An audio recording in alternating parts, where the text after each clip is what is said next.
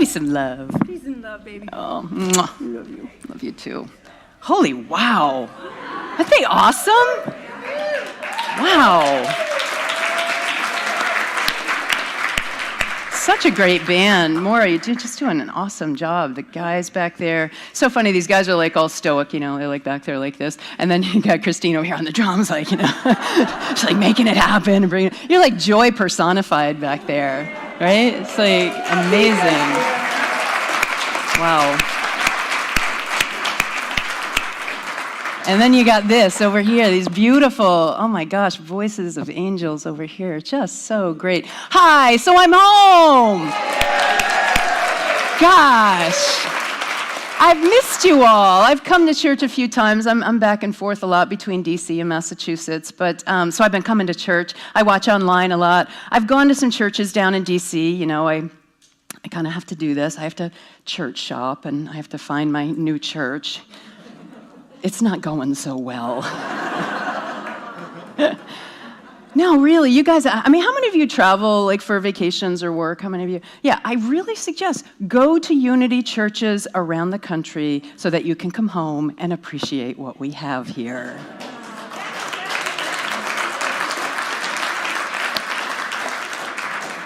It is a gem. Is that Shipley back there? Hi, Shipster. So awesome. Glad that you're here. All right, so I wrote another book. Thank you. So I wrote another book. And, you know, fundamentally, I'm a consciousness teacher. But when you go to a cocktail and people say, what do you do? And you say, well, I'm a consciousness teacher, their eyes just glaze over. So I had to find something else to do. So I write books about topics that are people's hot spots. And I teach consciousness that way. Elevation of consciousness, our coming into the fullness of our God self. So my first book was on personal change. How many of you love it when something unexpected comes your way? Right? Yeah, 2 of you. Didn't take your medicine this morning.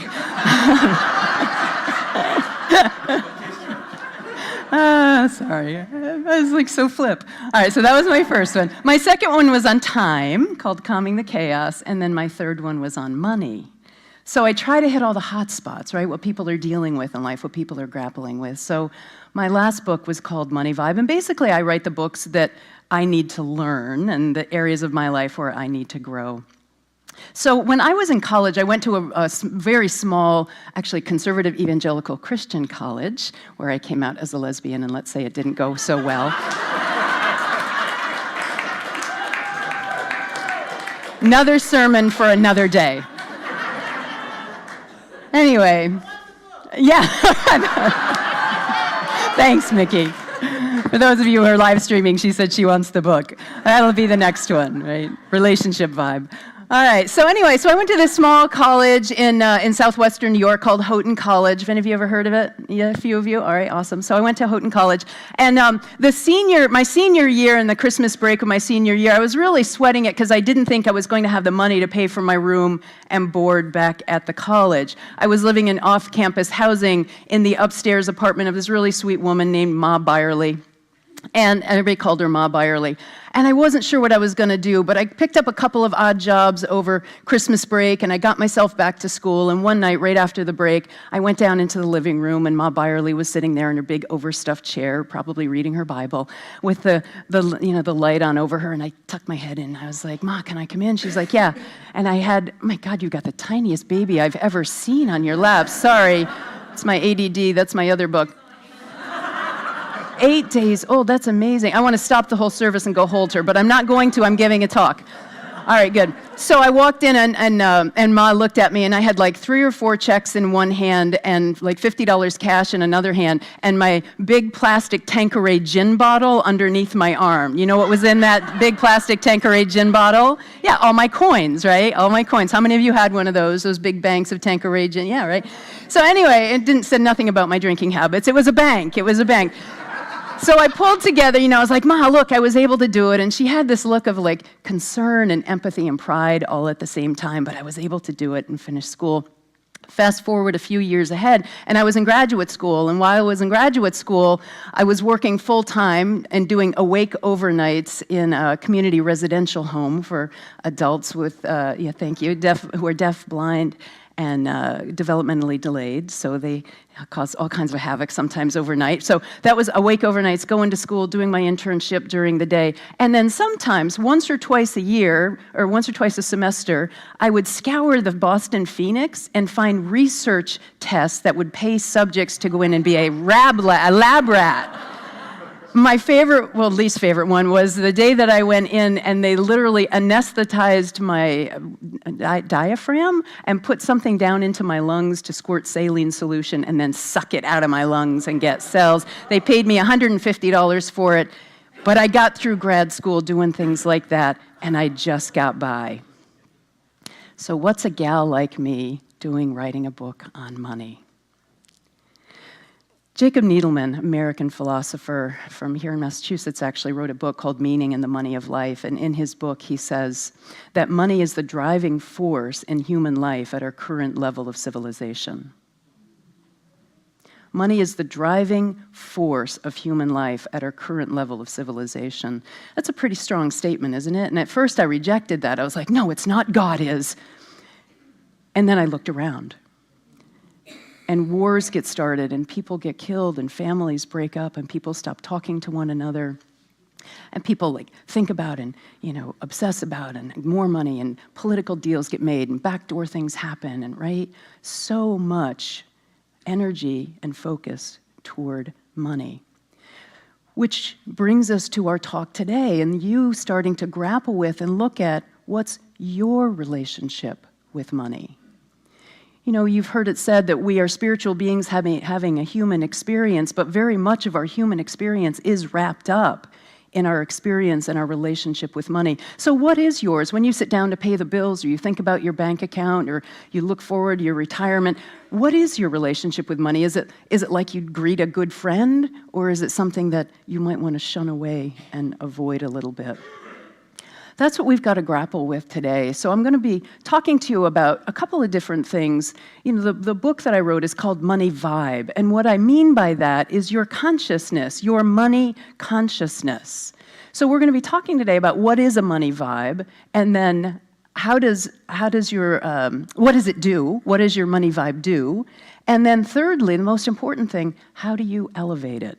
So let's dive into that a little bit. What is your money vibe? What is money consciousness?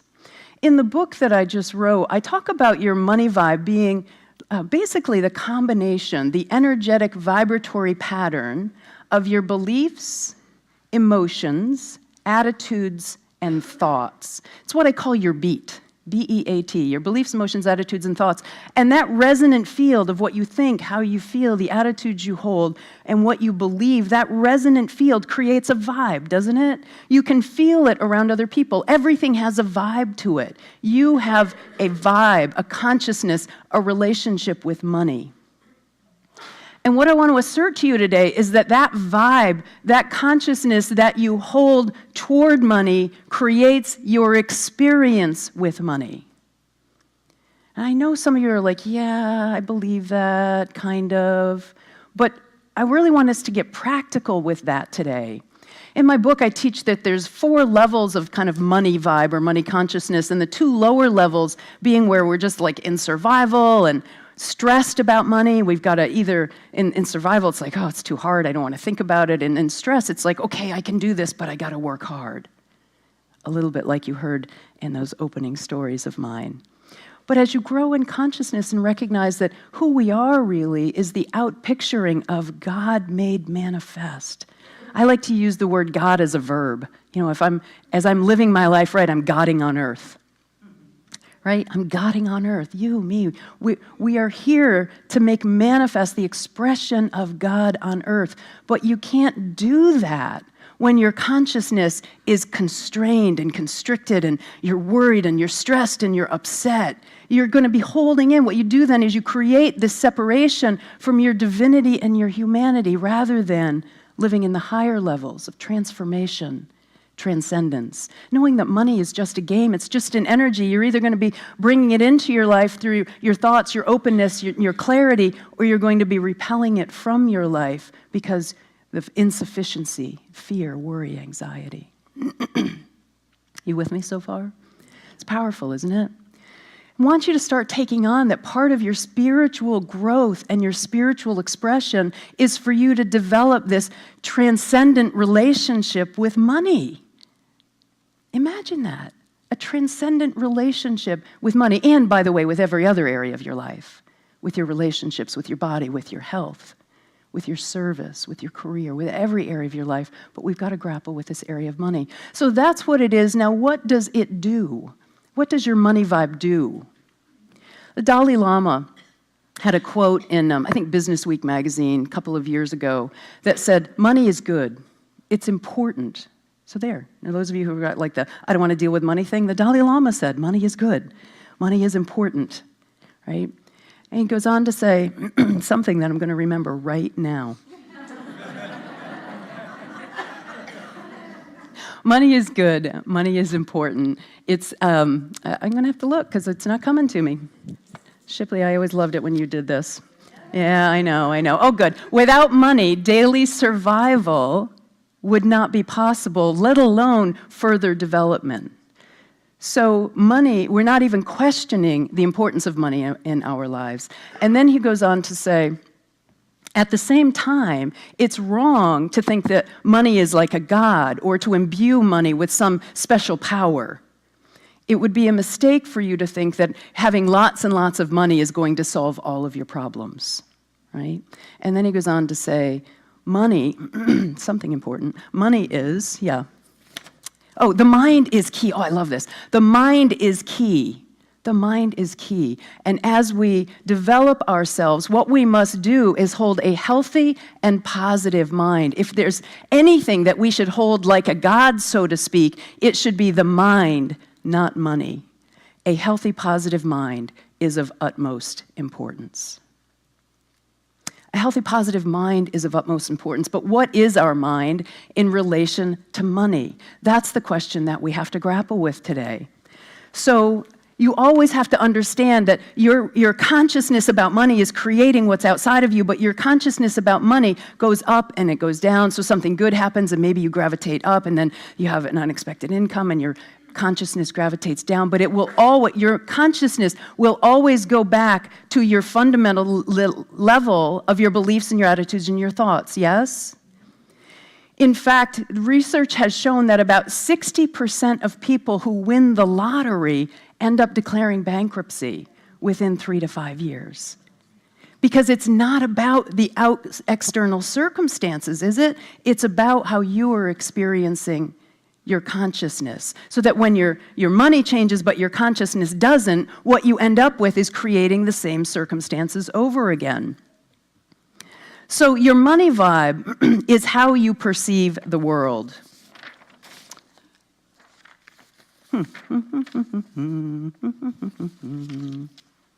Your money vibe is how you perceive the world. So let's get into this a little bit and talk about, so how does that perception happen anyway? Now, some of you maybe know this, but I really want to map it on so you understand it. Your money vibe gets created like this, or all of your vibe, all of your perception gets created like this. Something happens. You make it mean something. You give it some meaning. You imbue that something happens with some meaning, and then you take that meaning into your subsequent new situations and circumstances, what you've decided, and then, because of that creates a vibe, it creates an energy, you then attract other people who think and feel that way, and you are drawn to other people who think and feel that way, and then, eventually, you just think, that's the way the world is. It's not the way the world is. It's the way that you are. It's the way that you've become. And that's really what you have to grapple with. It's not the way the world is. It's the way that you've become. Now, we'll go back to that story that I told you at the very beginning about college and graduate school. Well, what happened before that to get me into this sense of just getting by, just by the skin of my teeth? My first money memory was when I was a little girl growing up in upstate New York. My mother was a single mom. She was widowed with 3 young kids. She didn't have a lot of money, and I lived in a very small rural town in upstate New York, and there was nothing to do on weekends. It was all just kind of farming town, farming community. But about once a month, the local central school would do a movie day where they'd put that projector, I'm aging myself a little bit, that's okay, some of you are with me, put that projector with a big reel in the back of the cafeteria, and they'd put up the big white screen, and they would project a movie. And my brother and sister and I wanted to go, so we came down and, hey, Mom, can we go to the movie? She's like, no, I just don't have the money for that.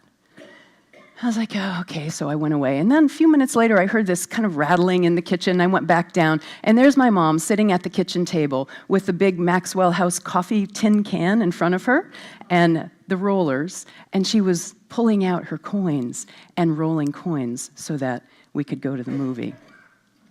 Just getting by the skin of my teeth. I can have what I want, but it's going to be hard.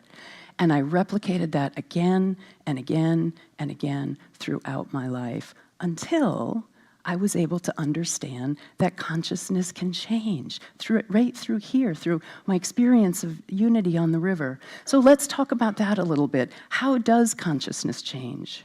How do you elevate your consciousness?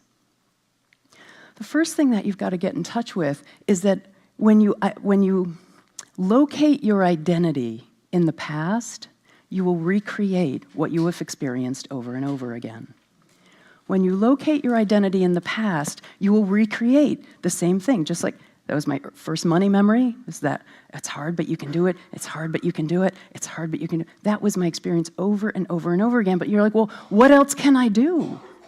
You've got to marry yourself not to your past, but to the identity of what's possible for you and the desire that's coming through you in every area of your life. How did I move from that experience of just getting by, to now I live in 3 different houses in 3 different cities. I spend my summers in upstate New York, out in the boat and with my kayaks. I've completely changed my experience of money. I didn't do that just by maintaining that same thought world, that same belief. Maybe you think, well, that's great for you, Jackie. You're a speaker, you have a good education, but I can't. So let me tell you another story. Last summer in my tiny little town in upstate New York, I bumped into a high school friend of mine. Her name is Jean, and somewhere between the tractor pull and the chicken barbecue, we bumped into each other, just to give you a sense of how rural it is. And no, I'm dead serious. If you've never seen a tractor pull in your life, don't bother. I'm not quite sure what else to say about that. So somewhere between the chicken barbecue and the tractor pull, Jean and I bumped into each other. And Jean, since as long as I can remember, since we left high school, has been one of the school custodians at the central school where we grew up. And I was like, hey, how you doing? What's going on with your family? She's like, oh, no, it's all good. The kids are raised. My husband and I are doing well. And only 1 more year, and then I'm going to be retired. I was like, dude, she's like a year or 2 older than me. I'm like, really? And she, of course, sees the surprise on my face. And she's like, yeah.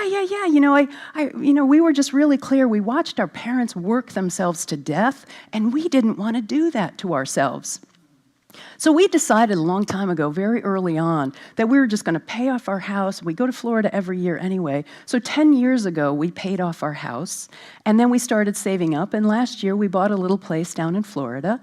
And so we've got 1 more year, then I'll be retired. My retirement's vested with the school, and we're moving to Florida for the winters. Right? What does that story tell you? She was clear on what she valued. She had a vision for her future, and she was willing to act in alignment with that. In fact, that leads me to my next point about how you elevate your consciousness. Desire is key. Clarity of desire, clarity of what you want in life, clarity of where you want to go, clarity of your self-expression. One of the turning points in my life actually happened right here on a Sunday when Shipley Allenson was giving one of her thousands of excellent, amazing, inspiring sermons. She spoke from the Gospel of Thomas and a verse that says, if you bring forth what is within you will save you. If you do not bring forth what is within you will destroy you. And she gave this great talk about our getting in touch with that still small voice that wants self-expression through us, as us, and that is how human evolution occurs. That is how God expresses on earth. And for 10 years, I had wanted to do this. I'd wanted to be a speaker and a spiritual teacher and an author. And I had that voice saying, oh, who you? Who you? Years before that, when I left my last full-time job to go to be a full-time therapist, in fact, my boss, who was 6'4", when I told him I was leaving, looked down at me and said, oh, who do you think you're going to be? Lovely, right? Yeah. And that squelched that desire. And so I went on and had a lovely 10 years or so of private practice, right? Rather than stepping into the fullness.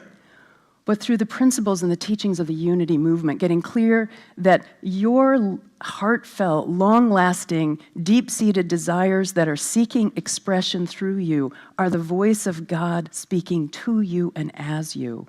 And that our job is just to get in touch with that, to give ourselves the space in consciousness to create that and bring it forth, and then to act on it.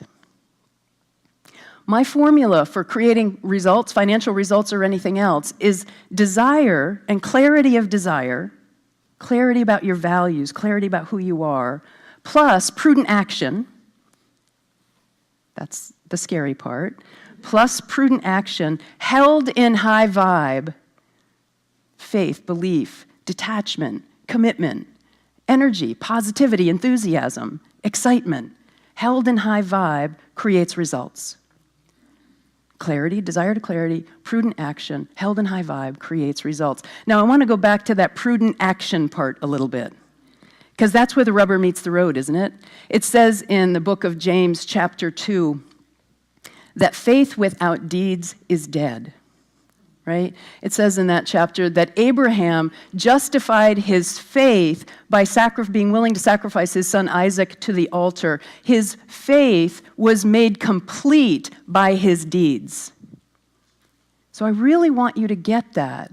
Your faith is not faith unless you are willing to put feet to it. Your faith only becomes complete when you express it through your deeds.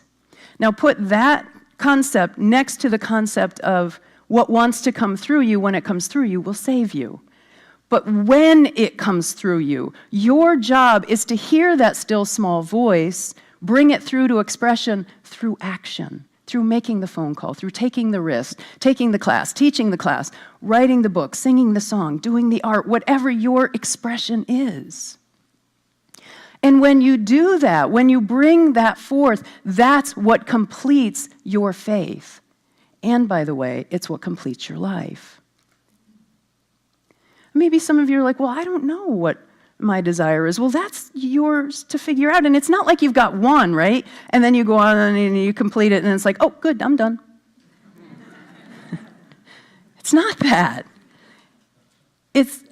In fact, there's really wonderful social science research by Dr. Tal Ben-Shahar out of Harvard University that says people are actually happier in pursuit of a meaningful goal than after they have accomplished it. People are happier in pursuit of a meaningful goal than after they have accomplished it. That's what is ours to do. But you can't do that by doing the same things you've always been doing and thinking the same things you've always been thinking. In the 12-step programs, they say, if you keep doing what you've been doing, you're going to keep getting what you've been getting. Right? How many of you have heard that? I would take it a step deeper, because you will keep doing what you're doing if you don't change what you're thinking and what you're believing. So I would say to you, if you keep thinking what you've been thinking and believing what you've been believing, you're going to keep getting what you've been getting. The formula for creating new results is clarity of desire plus prudent action. Prudent action. I don't mean going off and just being crazy, blowing all your money, quitting your job tomorrow because Jackie gave this really great talk. Don't blame me for that, right? Held in high vibe of faith, confidence, creates results. Now, I believe in this formula deeply.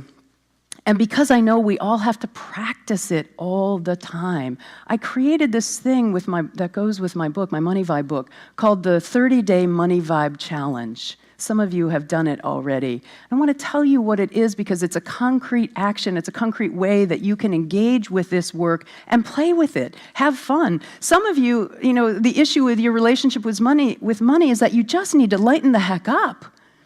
you're just a little too heavy about this money thing.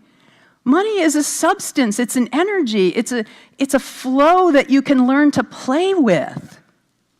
At whatever level you're engaged with money, you can learn to play with it. So the 30-day Money Vibe Challenge is this. You set an intention at the beginning of the 30 days for how much unexpected income you'd like to bring into your life. And the only rule about that is that it has to be in your realm of believability. So I know some people set like $500, other people set $5,000, some people set $10,000. Doesn't matter. Whatever your realm of believability is, you set that intention. And then every day you get an email reminder from the Money Vibe Challenge that gives you a daily intention, a daily affirmation, and a daily action. So that you can move forward every day for 30 days, holding it in mind. I say the energy that creates your high money vibe is the energy of enthusiasm, excitement, and expectancy. Is that the energy you bring to money? Yeah, thank you. She's like, hell no. Right. Until you can answer that question with hell yeah, you've got some work to do around your money vibe, yes? So the Money Vibe Challenge is 30 days to practice it. And I'll tell you, I heard from one person who in 24 hours, she'd set an intention for $500. In 24 hours, it showed up in her mailbox. Another friend of mine set the intention for $12,000, and within a week she got it. Myself and 3 of my friends set the intention for $10,000, and mine, which kind of scared me a little bit since I'm the one that created this darn thing, right down to the last 2 days, I finally brought in my $10,000 of unexpected income. It is powerful.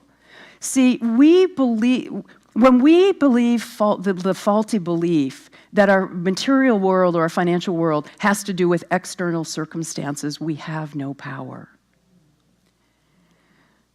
The only truth in your financial life is consciousness. The only truth in any area of your life is consciousness. But when you wed yourself to external circumstances, you're living financially and otherwise by default. A little of this, a little of that. Wedding yourself to what you are willing to be of service to, your higher vision, your values, your higher sense of self. That is what will elevate and raise your vibe. So how many of you want to do the 30-day Money Vibe Challenge? It'd be fun, right? So you just go to the website, moneyvibemethod.com, moneyvibemethod.com. It's the website for my new book. And you can just sign up for it. It's free. Oh, by the way, it costs $500. Damn, I should have thought of that. No, it's free. You just sign up for it, then you get an email from me every day. And really, let me know what results that you get. Because everything is energy. Now, if you already recognize through listening to this talk that your money vibe maybe is a little in the stress realm, a little bit in the lower realm, I don't suggest you go out like, I'm going to bring in $1 million in the next month. It really has to be in your own resonant energy of believability. And you'll know just by sitting with yourself. You can start really feeling what your money vibe is by simply paying attention. So let me close with this. Why do any of this? Why pay attention to any of this? Why are we talking about money? Because as I said at the very beginning, money is the driving force of the human experience in our current level of civilization. And for you to grow spiritually, you must be growing in terms of your money consciousness, your money vibe. The more you grow and expand in your money vibe, I love it. I love playing with money. The more you grow and expand in your money vibe, the more expansive you can be in every area of your life, in terms of your generosity, what you support, what you bring, the circulation of giving and receiving. It's a beautiful way to live. And the more you expand, the more your consciousness is expanding. And as your consciousness expands, all you're doing is saying yes to more of God life, God force, God energy in your life. And that is what we are here to do.